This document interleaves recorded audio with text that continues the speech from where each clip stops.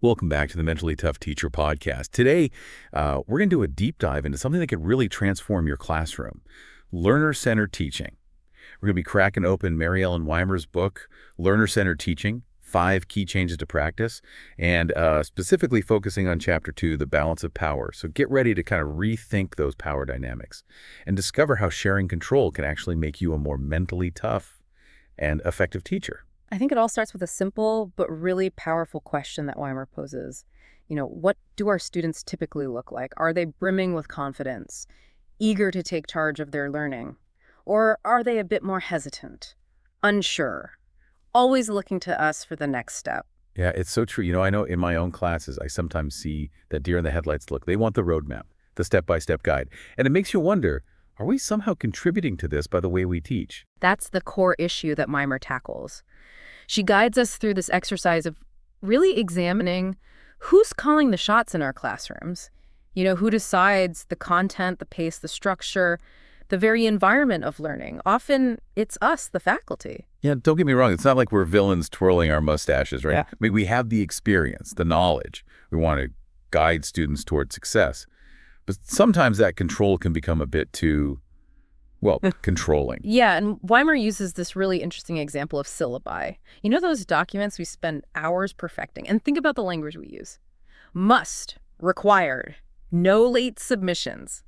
It sets a tone, doesn't it? Oh, totally. It's like my syllabus is straight out of a law textbook. I'm realizing how much those words might actually contribute to students feeling like they have zero power in the classroom. But why are we so attached to this control in the first place? That's a great question, and Weimer digs into that too. She highlights a few reasons, some of which might surprise you.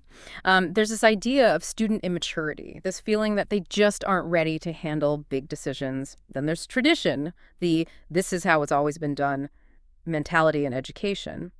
But the one that really resonated with me is this idea of teacher vulnerability. Vulnerability. Okay. I need you to unpack that one for me. Yes. How does being vulnerable make a teacher want to hold on to control? Well, imagine yourself standing in front of a classroom. You're putting yourself out there, sharing your knowledge, your passion. And there's always a risk. Right. A risk of being challenged, questioned, or even criticized.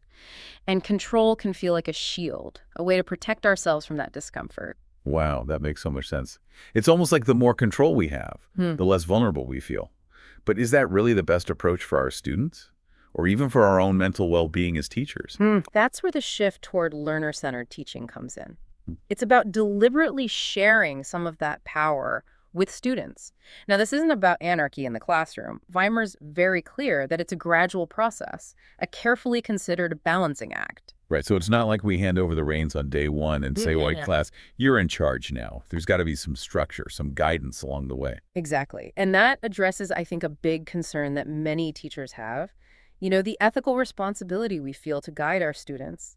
Learner-centered teaching isn't about relinquishing that responsibility. It's about finding ways to share power without sacrificing the quality of education. And Weimer even shares this great example of this in action. She talks about a colleague who lets students choose the textbook for his class. No, he doesn't just throw a stack of books at them and say, "Go wild." He carefully curates a selection of options that align with the learning goals and lets students make the final decision. Yeah, and it's fascinating. You'd think students might pick the easiest or shortest book right. But that's not what happens. He reports that students take this responsibility incredibly seriously, and he rarely receives negative feedback about the chosen textbook. It's like giving them that ownership, that voice in the process. Makes them more invested in their learning. It's a win-win. But, okay, how does this sharing actually play out in a real classroom? What are some tangible things teachers can do? Well, Weimer dives into a whole range of strategies teachers can use across different aspects of their teaching. We're talking activities, classroom policies, even course content. And what I love is that she provides specific examples of how to give students autonomy while still maintaining structure and meeting learning goals. I love it. So let's start with something teachers can implement tomorrow. Classroom policies. Weimer describes her own experience letting students develop the participation policy in her public speaking class. Now, I would have thought, chaos, crickets. No one will participate if I don't make them. Right, you'd expect them to opt for the bare minimum. But that's not what happened at all. The students crafted a policy that was thoughtful, thorough, and actually very similar to what she would have created herself. Even better, she saw a significant increase in engagement. and a deeper understanding of what meaningful participation means. Hold on, so by giving up control, Yeah. she actually gained a more engaged classroom. That's wild. But what about the content itself? Surely we can't let students dictate what they learn, right? It's a valid concern, especially when we're experts in our fields. But Weimer offers some creative ways to share power here, too. One example is allowing students to choose the topics for review sessions. It's a small tweak. But think about the impact. Oh, I see it. Students get to directly address the areas where they need more support, and I get valuable insights into their understanding. It's like a real-time feedback loop. Exactly. She even discusses involving students in creating exam questions, which might sound radical. Of course, this requires careful guidance and structure, but imagine how empowering it is for students to see their perspectives reflected in the assessment process. It's about moving from I'm the teacher, you're the student, to a more collaborative approach, right? Yeah. We're all in this learning journey together, but I'm guessing some of you are thinking, okay, hold on, how much power is too much? Where do we draw the line? You're hitting on the big questions every teacher grapples with when it comes to learner-centered teaching. And thankfully, Weimer doesn't shy away from those tough conversations. So we're diving headfirst into those big thorny questions that come with shifting power in the classroom. How much is too much? When does giving students freedom actually set them up for failure? Well, Weimer tackles those questions head-on. And she starts with this idea, if having a voice motivates learners, how much voice is enough? It's not a one-size-fits-all answer, that's for sure. Right, makes me think about my own students. Some are ready to jump in and make choices, while others are still finding their footing. How do we navigate those different levels of readiness within a single classroom? That's a huge challenge. Weimer even questions whether we could differentiate the amount of decision-making power we give to different students, providing more autonomy to those who are ready, and more support to those who need it.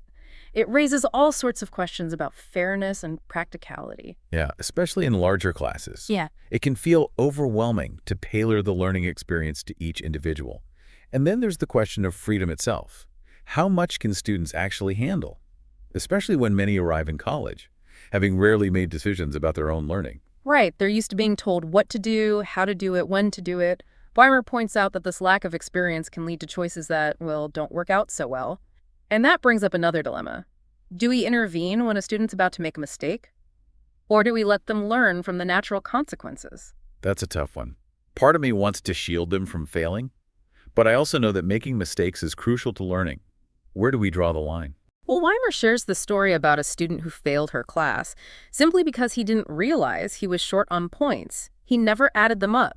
It makes you wonder, should we be doing more to help students track their progress? Provide clearer feedback along the way? Yeah, it's a good reminder that sometimes students need explicit instruction on how to be successful learners. It's not always intuitive, especially when it comes to things like metacognition, that ability to reflect on your own learning and make adjustments. Absolutely. And that's where the developmental aspect of learner-centered teaching comes in.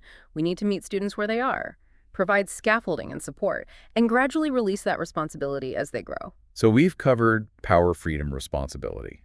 But the elephant in the room for a lot of teachers is this. When does sharing power cross the line? When does it start to compromise our professional responsibilities? Well, Weimer addresses this directly. She argues that we compromise our responsibilities not by what we hand over, but when we make that transfer. It's all about timing and appropriateness. Okay, so she gives this pretty extreme example of a teacher who let students grade each other's group work with zero oversight or criteria. It's clear in that case that the teacher abdicated their responsibility for fair and accurate assessment. Definitely. But most of us aren't going to those extremes. The real challenge is navigating those gray areas, those more subtle situations, where the line isn't so obvious. Right, like when is it okay to let students have a say in deadlines? Or when should we step in and provide more structure for an assignment? It's about finding that sweet spot, that balance between student autonomy and teacher responsibility. Yeah, Weimer suggests that we use those challenging situations as opportunities for critical reflection. Ask yourself, what are my goals for this activity? How can I balance student autonomy with my responsibility to guide their learning? It's a process of ongoing evaluation and adjustment. It sounds like this whole approach requires us to really examine our assumptions about teaching and learning, maybe even confront some of our own anxieties about control. It does. It asks us to be vulnerable, to trust our students, and to believe they are capable of rising to the occasion when given the opportunity. That trust is key, isn't it? Yeah. But even with trust, things won't always go perfectly. Students will make mistakes. Things won't always go according to plan. How do we as mentally tough teachers embrace those moments? Well, Weimer reminds us that the journey toward empowering learners is ongoing. It's filled with experimentation, reflection, and a willingness to adapt our approach based on the needs of our students. And sometimes those messy moments are the most valuable learning experiences for both us and our students. You know, it strikes me that this whole idea of learner-centered teaching, it really challenges that traditional image of the teacher as the sage on the stage, the holder of all knowledge. You're right, it's a complete paradigm shift. Instead of viewing students as empty vessels waiting to be filled with our wisdom, we're acknowledging that they bring their own unique experiences and perspectives to the table. Yeah, it's like we're tapping into this incredible reservoir of knowledge and creativity that's already present in the classroom. Exactly. And when students feel like their voices are heard, when they have a sense of ownership over their learning, they become active participants instead of passive recipients. It's that classic idea, tell me and I forget, teach me and I may remember, involve me and I learn. I love that. And I've seen that firsthand. When students are genuinely involved in the process, the level of engagement skyrockets. They're asking deeper questions, making connections I hadn't even considered. Yeah, that's the magic of a learner-centered classroom. It's a space where students feel safe to question, explore, experiment, and even challenge the teacher's ideas. Which I'll admit can be a little intimidating at first. It requires a certain level of vulnerability as a teacher to let go of that control, to be open to different perspectives. Absolutely. But it's in those moments of vulnerability, those moments of stepping outside our comfort zones, that we often experience the most growth, both as teachers and as individuals. Right. And think about the message it sends to students. When we model that willingness to learn and grow alongside them, it creates a culture of collaboration and shared discovery. Weimer's book is a fantastic guide for anyone looking to embark on this journey of shifting power in the classroom. But she emphasizes that there's no one-size-fits-all approach. Of course, it's about finding what works best for you, your students, and your subject matter. It's about experimenting, reflecting, and constantly evolving our practice. And I encourage you to embrace that process of evolution. Don't be afraid to try new things, to give students more autonomy, to share that power. You might be amazed by the results. So for those of you feeling inspired to take the plunge, where do you even begin? Well, I think start small. You don't have to overhaul your entire teaching style overnight. Choose one area where you can give students more voice. Maybe it's letting them have input on assignment topics or developing classroom policies. And transparency is key too, right? Yeah. Explain to your students why you're making these changes and what you hope to achieve together. Right. And don't forget to seek their feedback along the way. What's working, what's not working? How can you continue to evolve as a class? Remember, learner-centered teaching is a journey, not a destination. It's about constantly striving to create a more empowering and engaging learning experience for everyone involved. Absolutely. And on that note, we've reached the end of our deep dive into the balance of power and learner-centered teaching. We hope you found this exploration as insightful and thought-provoking as we did. If you're ready to dive deeper into this topic, we highly recommend checking out Mary Ellen Weimer's book, Learner-Centered Teaching: 5 Key Changes to Practice. It's full of practical strategies and inspiring examples to help you get started. And if you enjoyed this deep dive, don't forget to give us a thumbs up, like and subscribe to this channel. Click that notification bell button so you don't miss out on future episodes. Thanks for listening to the Mentally Tough Teacher podcast. We'll see you next time for another deep dive into the world of teaching and learning.